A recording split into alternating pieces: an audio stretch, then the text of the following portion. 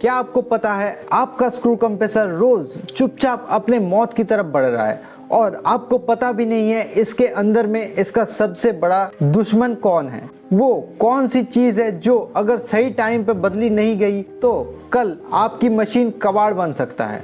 Hello friends, welcome back to air compressor series.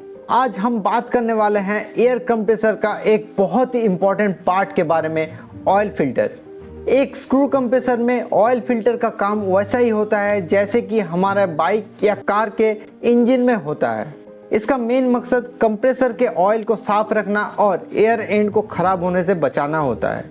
एक screw compressor में oil सिर्फ lubrication के लिए नहीं, ये कूलिंग और सीलिंग के लिए भी यूज किया जाता है, इसलिए इसका साफ होना बहुत ही ज़रूरी होता है। आइए देखते हैं ऑयल फिल्टर का कुछ मेन फंक्शंस के बारे में। पहला है कॉन्टामिनेंट्स को रोकना। कंप्रेसर जब हवा खींचता है तो उसके साथ धूल मिट्टी भी अंदर आती है। ऑयल फिल्टर इन पार्टिकल्स और मेटल्स के बारीक टुकड़ों को रोक लेता है। दूसरा है एयर एंड की सेफ्टी। स्क्रू कंप्रेसर के रोटर्स के बीच का गैप यानी क्लियरेंस बहुत कम होता है, जनरली 0.01 mm से भी कम। अगर गंदा ऑयल वहां गया तो रोटर्स पर स्क्रैचेस पड़ जाएंगे और कंप्रेसर सीज हो सकता है। तीसरा है ऑयल लाइन को साफ रखना। यह सिस्टम में ऑयल की पैसेज को ब्लॉक होने से बचाता है।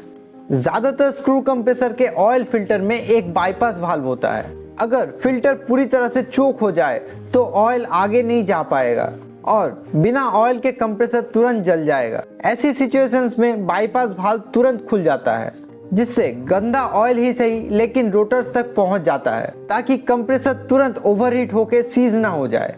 चलिए देखते हैं आपके स्क्रू कंप्रेसर में एक ऑयल फिल्टर को कब बदलना चाहिए।